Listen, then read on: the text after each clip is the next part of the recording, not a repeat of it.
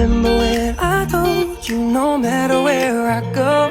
I'll never leave your side, you will never be alone. Even when we go through changes, even when we're old, remember that I told you I'll find my way. ကျွန်တော်ဒီနေ့ဘိန်းထောင်တင်ပေးမယ်နော်ကျွန်တော်ဆရာကြီးမဟုတ်ပါဘူးတချို့လူငယ်တွေကထောင်တက်ချင်တယ်ဗျာဆိုင်ကယ်သမားတွေတို့များများဘိန်းကြီးပဲဖြစ်ဘိန်းသေးပဲဖြစ်ဘာဘိန်းပဲဖြစ်နေစတဲ့တော့တူပဲကျွန်တော်အခုပြောပြမှာကျွန်တော်ဆိုင်ကယ်ဘိန်းထောင်မယ်ဆိုလို့ရှိရင်ကျွန်တော်အဓိကဆိုင်ကယ်တစ်စီးမှဆိုအနောက်ဘရိတ်ကောင်းမှုလို့တယ်အဓိကအနောက်ဘရိတ်အဓိကပဲအနောက်ဘရိတ်ကောင်းမှုလို့တယ်ဆိုင်ကယ်ဘိန်းထောင်ရင်နော်အနောက်ဘရိတ်ကောင်းမှုလို့တယ်အစစ်ဘိန်းထောင်မှတော့အနောက်ဘရိတ်ကောင်းမှုလို့တယ်အနောက်ဘိန်းထောင်မှဆိုအစစ်ဘရိတ်ကောင်းမှုလို့တယ်အခုကတော့ကျွန်တော်အစစ်ဘိန်းထောင်တဲ့နည်းကိုအရင်ပြောပြမယ်နော်ကျွန်တော်အစစ်ဘိန်းထောင်မှဆိုဒီဆိုင်ကယ်ကိုကျွန်တော်တို့နိုင်အောင်အရင်လောက်အောင်မယ်အဲ့ဒီဆိုင်ကယ်ရဲ့ weight ကိုအခုကျွန်တော်ဆိုင်ကယ်စီကိုကျွန်တော်မောင်းသွားမယ်ဗျာဆိုင်ကယ်စီကိုကျွန်တော်မောင်းသွားမယ်ဒီလိုမျိုးတက်တယ်ပြီးအစစ်ဘိန်းရဲ့အနောက်ဘိန်းရဲ့အားလုံးဒီလိုမျိုးရအောင်အဲ့လိုရအောင်ခြေတော့မထောက်ဘူးနော်အောက်မှာခြေတော့မထောက်ဘူးနဲ့အဲ့လိုရရမယ်ဒီမျိုးဒီမျိုးအဲ့လိုရရမယ်နော်အဲ့လိုမျိုးလေးအရင်ရအောင်အဲ့လိုမျိုးလေးအရင်လောက်အောင်မနော်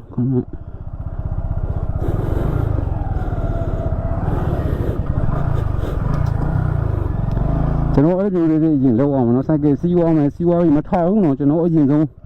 ကျွန်တော်အစစ်ပိန်ရောနောက်ပိန်ရောကျွန်တော်အရင်ဆုံးတပ်ပလိုက်မယ်ဆိုင်ကယ်ကိုဒီလိုမျိုးဆိုင်ကယ်လက်ကလည်းတတဲ့လေးဖြစ်နေရမယ်အဲ့ဒါမျိုးအရင်လုံးမယ်နော်သူကအစစ်စောကြားဝတ်စင်ဝါကြီးပြန်အတမှာကျွန်တော်တို့ဆွဲတင်မှာဒီတော့အစစ်စောတွေမျိုးမှာဝတ်စင်ဝါကြီးအတမှာကျွန်တော်တို့ဆွဲတင်မှာအဲ့လိုမျိုးအဲ့ဆိုရင်ဦးဆုံးကတော့ကျွန်တော်တို့အတိတော့အရင်ဆုံးလေ့ကျင့်ရမယ်အဲ့ဒီကောင်လေ့ကျင့်ပြီးပါဦးစီဒီကောင်နော်အဲ့ကောင်လေ့ကျင့်ပြီးပါဦးစီအတမှာကျွန်တော်တို့ကကလောက်ကိုစရရောလွတ်ထုတ်မယ်နော်ဒီမှာဒီမျိုးရအတမှာဒီမျိုးအဲ့လိုကျွန်တော်စပြီးလွတ်ထုတ်မယ်မှသွားမယ်ရက်မယ်ပြီးအတားလေးလွတ်ထုတ်မယ်အဲ့လိုမျိုးနော်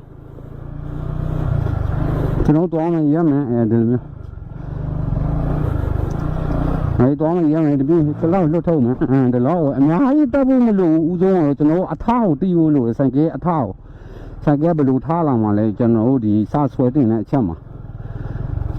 အဲ့ဒီအထားကိုတီးဖို့လိုတယ်အများကြီးစားထောင်းတာနဲ့ငါထောင်းကျင်ကြီးဆိုအများကြီးထောင်းနေတယ်ဗျအဲ့လိုမျိုးမရဘူးကျွန်တော်တို့ကဒီစနစ်ကိုအရင်ဆုံးသွားအောင်မှာထောင်းမယ်ဒီမှာရက်မယ်ပြီးမမယ်အဲ့လိုဒီမှာရက်မယ်ပြီးမမယ်ပြီးရက်မယ်ပြီးမမယ်အဲ့လိုအဲ့ဒီကနေအဲ့လိုလောက်ကစားနဲ့ပြီးသူကတစ်ဆင်းမြင်းလို့ထောင်းတောင်းလာအောင်ဒီဟုတ်အဲ့လိုဦးဆုံးကျွန်တော်တို့ကလောက်ကစားရမယ်ဒီက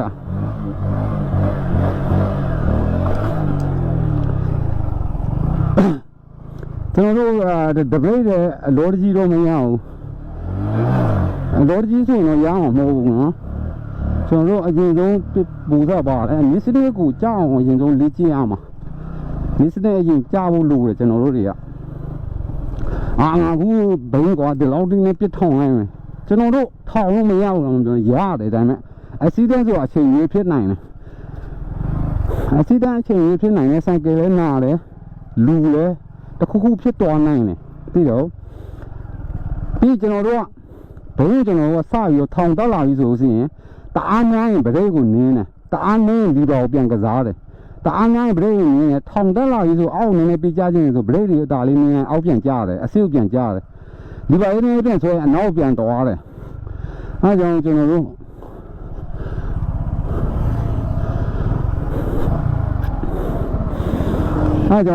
ဒီလိုမျိုး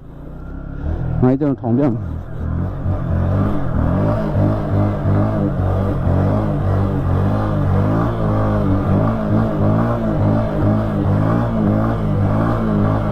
ကျန်တဲ့ဟာကျွန်တော်ဘော်လီနဲ့ထိန်းနေအောင်နော်ကျွန်တော်ဘော်ဒီနဲ့ထိန်းနေအဲ့ဒီထိန်းနေမြည်တွေကကျွန်တော်နောက်တော့ပြောပြမယ်အခုဒီကကျွန်တော်တို့အထားကိုတီးဖို့လိုတယ်တို့ဆိုင်ကဒီလိုမျိုးတောင်းမှဒီမှာရမယ်နော်အဲ့လိုမျိုးနော်အရင်ဆုံးလောက်အောင်အဲ့ဒါကိုအရင်မောင်းအောင်နော်ရမယ်ကိုကရက်တော့ဝါးဆိုလို့ရှိရင်စပြီးတော့မှဒီမျိုးနည်းနည်းကလန်းနဲ့လိပါနဲ့ပြန်နည်းနည်းပဲအဲ့လောက်ဝယ်နော် အလောက်ပဲတော့နည်းနည်းလေးတက်ရတယ်ဘာမှမဖြစ်ဘူးအလောက်ပဲ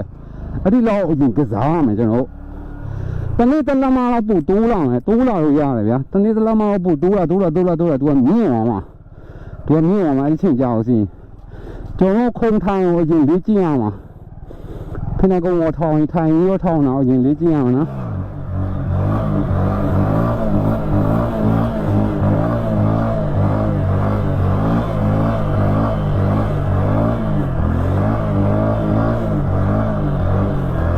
ကျွန်တော်ဖိနေကုန်းမှာထောင်နိုင်ပြီဆိုမှကျွန်တော်တို့ဥစား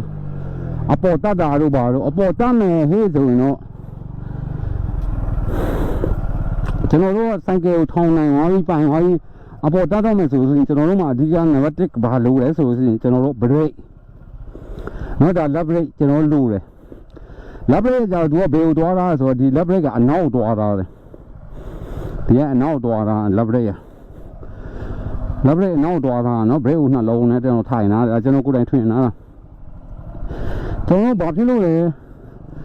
ဘာဖြစ်လို့ left brake တက်လဲဆိုတော့ကျွန်တော်တို့အခု brake ကခြေတော့နင်းမို့တော့ကျွန်တော်တို့ကခြေတော့ဒီမှာမရှိတော့ဘူးဒီ brake ကခြေတော့မရှိတော့ဘူးဆိုကျွန်တော်ခြေတော့ဒီရောက်ပြီဒီရောက်နေတော့ကျွန်တော်တို့ left brake ကိုအသုံးပြုမှရတော့မှာဒီရောက်ဝယ်ခြေတော့တွေကအပေါ်ရောက်ဝယ်ဆို left brake အသုံးပြုမှရတော့မှာအဲကြောင့်ကျွန်တော်တို့ left brake တက်တာ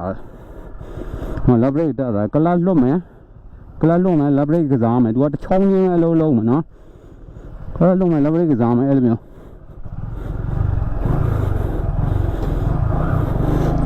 ကျွန်တော်အပေါ်တက်မယ်ပေါ်တက်ပြီးရင်ပြစ်တင်မယ်မတရားမယ်ပြီးဒီဘာကစားမယ် left brake စောလို့မရအောင်နော် left brake ကြည့်နော်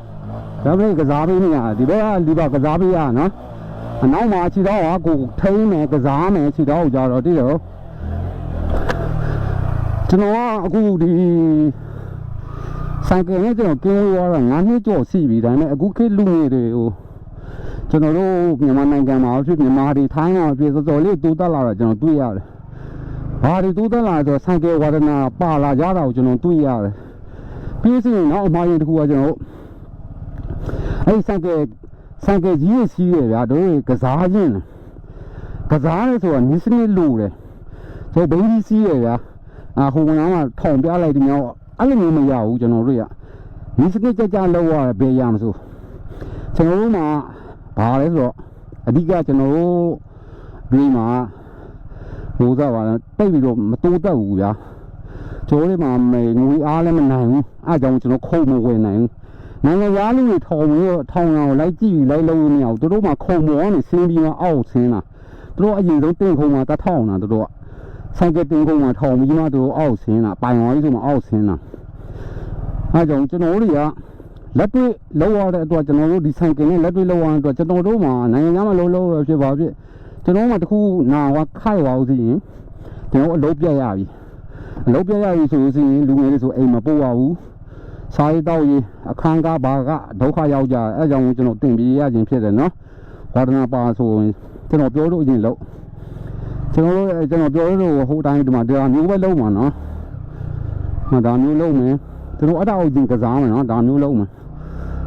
ဇုံနော်ဇုံအနောက်ပရင်းနဲ့စီပရင်းနဲ့ဇုံနှင်းမယ်အตาလေးပဲတောက်လိုက်မယ်နည်းနည်းလေးပဲတောက်လိုက်မယ်နောက်ပရင်းနဲ့စီပရင်းဒီမျိုးတောက်လိုက်တောက်ပြီးတော့သူဆော့ပြန်တက်လာတဲ့အချိန်မှာကျွန်တော်တို့ကဆွဲမားတာတိုင်းမှမကျွန်တော်ပြောစားထောင်းတဲ့ချက်မှာအများကြီးမလို့ဒီမှာဒါလောက်ဆိုရပြီဘာမှဒါလောက်ပဲအများကြီးမလို့အတော့ကြီးလေ့ကျင့်ရတယ်အလောက်ကြီးလေ့ကျင့်မယ်ကျွန်တော်တို့ဆိုင်ကယ်လည်းတတ်တာလေလူလည်းသိမနာဘူးဖြည်းဖြည်းပေါ့ဖြည်းဖြည်းချင်းသွားမှာပေါ့ဟုတ်တော့ဒါလည်းလေ့ကျင့်နေနည်းနည်းလေးပဲကိုပိုင်ရည်ကိုစားဖြစ်လို့ရတယ်နော်ဆွဲတင်လိုက်အပေါ်ကိုယုံကြည်ပြီးဆိုအပေါ်ဆွဲတင်လိုက်တော့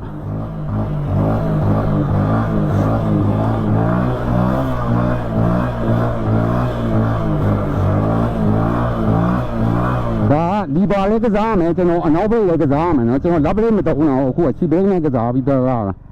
အဲ့လိုမျိုးကျွန်တော်တို့နောက်ပိုင်းမှာကြာလို့ရှိရင်ကျွန်တော်ပြောတဲ့ဟာကိုရင်လေ့ကျင့်ပြီးနောက်ပိုင်းအပေါ်တက်တာတို့ပြီးလို့ရှိရင်ကျွန်တော်လမ်းကွင်းမှာဘယ်လိုကိုးရလဲဆိုတော့အဲ့ဒါကြီးကျွန်တော်ပြန်ပြပေးမယ်နော်